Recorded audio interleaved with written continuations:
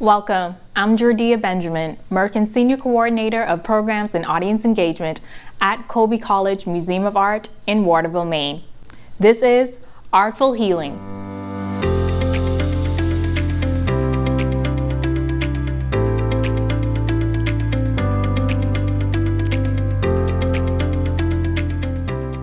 Artful Healing is a part of the museum's wellness initiative under the larger program, Let Art Inspire. Our theme for the month has been Time to Face Yourself, inspired by the work of Lygon's Palindrome No. 1, 2007. We have viewed this work through the lens of yoga, meditation, and finally we're here with healing, a creative hands-on experience. Now, before we start the activity portion of this program, let's first revisit this artwork.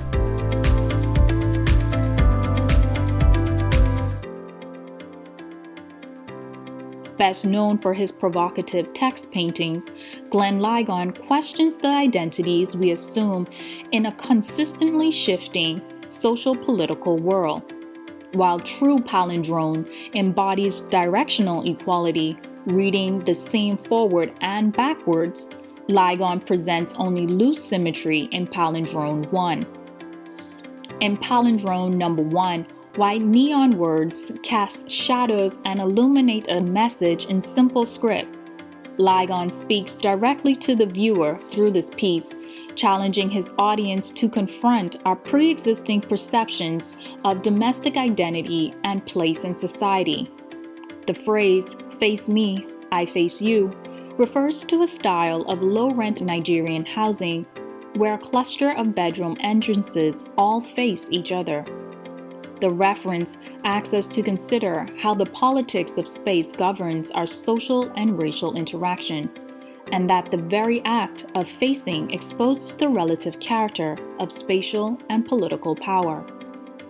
The writer, James Baldwin, a frequent touchstone for Lygon, once observed as much, stating, "Not everything that is faced can be changed, but nothing can be changed until it is faced." Now, let's turn it over to our partner, Bobbie Simpson, a licensed art therapist who will lead us in the activity.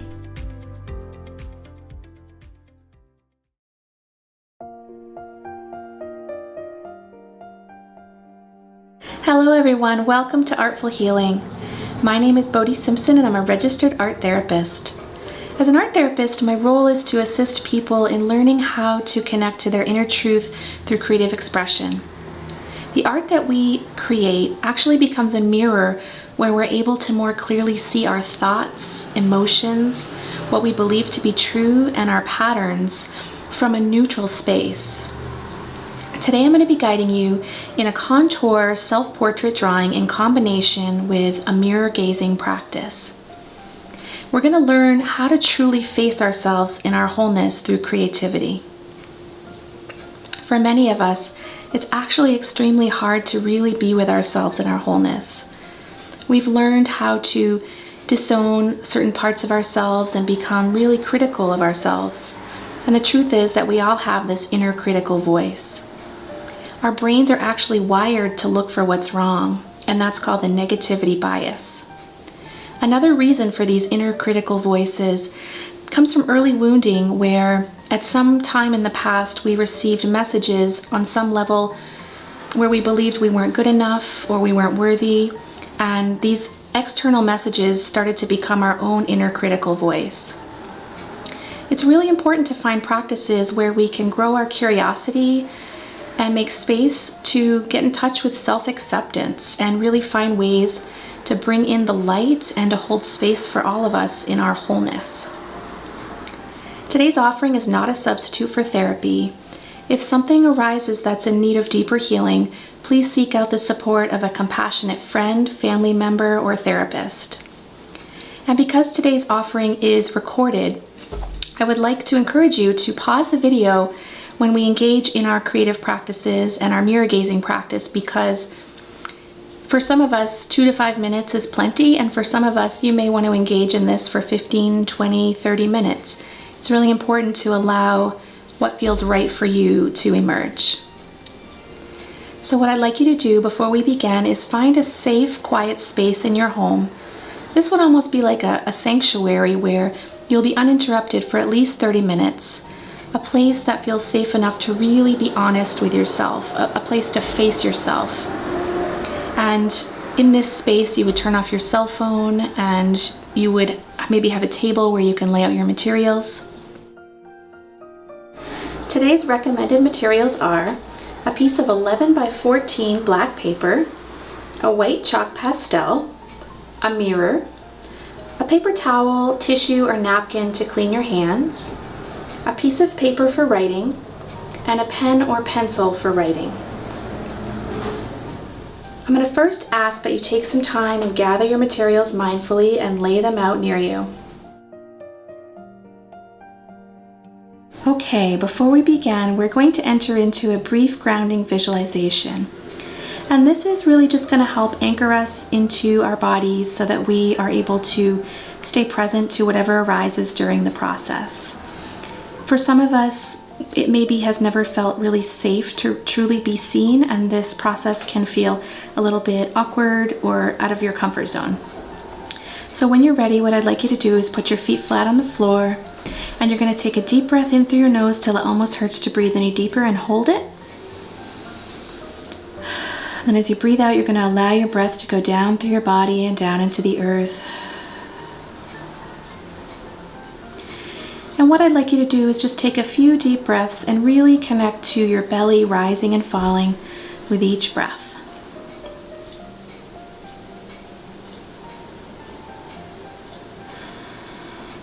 And as you breathe, what I'd like you to do is just bring your awareness into your body and see if there is any tension or restriction or any heaviness that you're sensing. And I'd like you to allow your breath to move into those spaces.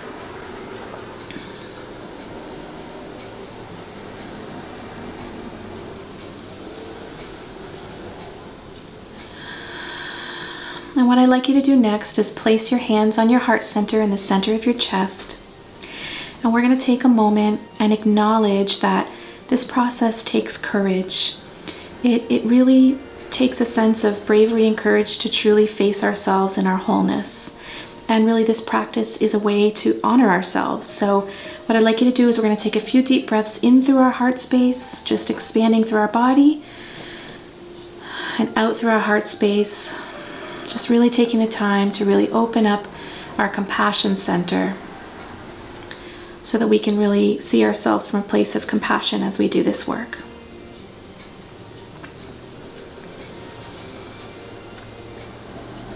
And when you're ready, I invite you to open your eyes. And in a moment, I'm going to invite you to turn to your mirror and begin your mirror gazing practice. But before you do, I'd like to give you a few ideas to ponder. As you look at your own reflection, what I'd like you to do is allow space for you to become aware of what you're thinking about and what you're feeling as you gaze at your reflection. And you may start to open and consider ways that you've been hard on yourself. And you may also start to allow your own inner critical voices to emerge and to hear what they say. I would like you to just really take time to be with what comes as you view your image in the mirror, and I'd like you to pause the video now for at least 2 to 5 minutes or longer and come back when you feel ready.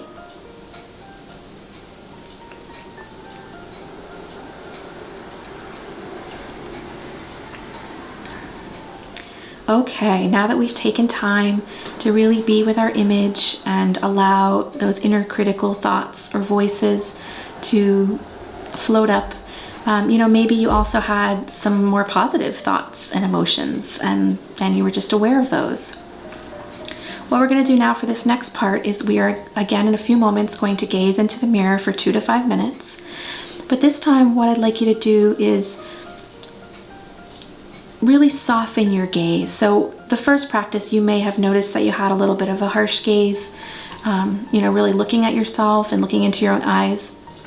This time we're going to be looking deeply again into our own eyes, but we're going to be viewing through the eyes of our own hearts. So you may actually put your hands on your physical heart if that's easier, or just practice breathing in and out through your heart space as you allow your own love and compassion and kindness to flow out as you view yourself in the mirror. And as you're doing this, you may consider smiling and allowing yourself to see what that would look like when you smile. And if it feels safe, you may also allow yourself to show some faces of some emotions that you're holding under the surface. So you may practice holding love for yourself while you really see your own sadness, or you really allow your fear or worries to be seen, or your anger or your overwhelm. Really just taking this time to view yourself through the lens of love. And what I'd like you to do is, as you are being with yourself in this way, I'd like you to notice if you feel an expansion in your body, if you're able to bring in self-acceptance and start to feel it. So when you're ready, I'd like you to pause the video and take at least 2 to 5 minutes or longer and come back when you're ready. Okay, now that we've had some time to be with our thoughts and feelings about ourselves, and also to practice viewing ourselves through the eyes of our own hearts, and holding space for all of our parts and our wholeness, we're going to continue to grow that awareness and that experience through our meditative contour self-portrait drawing. The reason I chose the black paper is because it reminded me of our shadow parts, you know, the parts of ourselves that we're so critical of, that we turn away from, and that we often disown. And I chose the white pastel because to me it represented bringing in the light consciously, really choosing to be with the darkness and also bring in the light. So almost a sense of a visual yin-yang that we're creating. As we create our self-portraits, what I'd like you to do is you're going to look in the mirror with a neutral expression. And again, we're continuing holding our hearts open as we be with all of it. And you are going to pick up your pastel and start with one line on your face.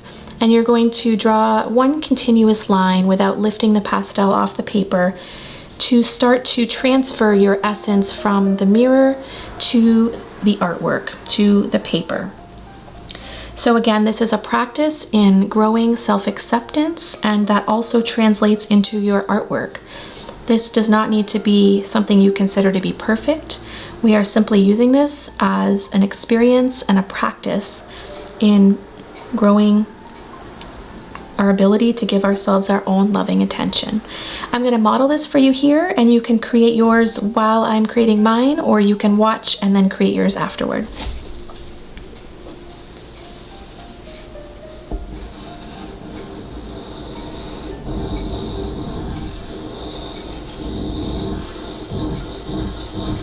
So you're mostly looking in the mirror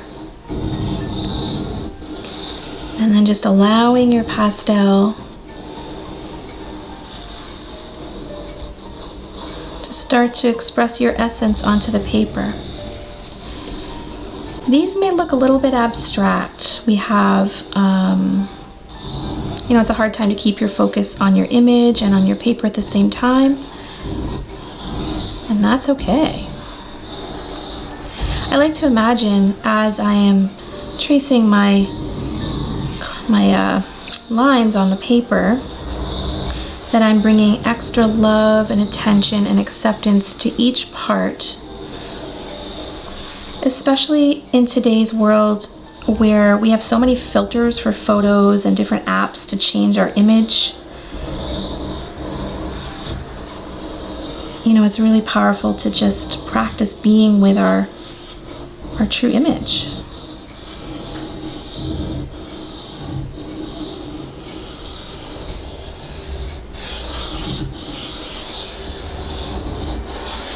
And we're really just following our own sense of beauty and flow.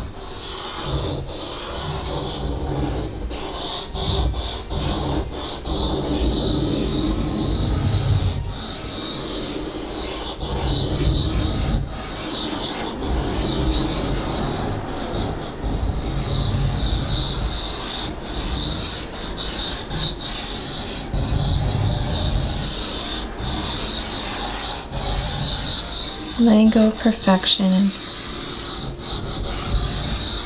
and really honoring our own expression, which is a beautiful thing.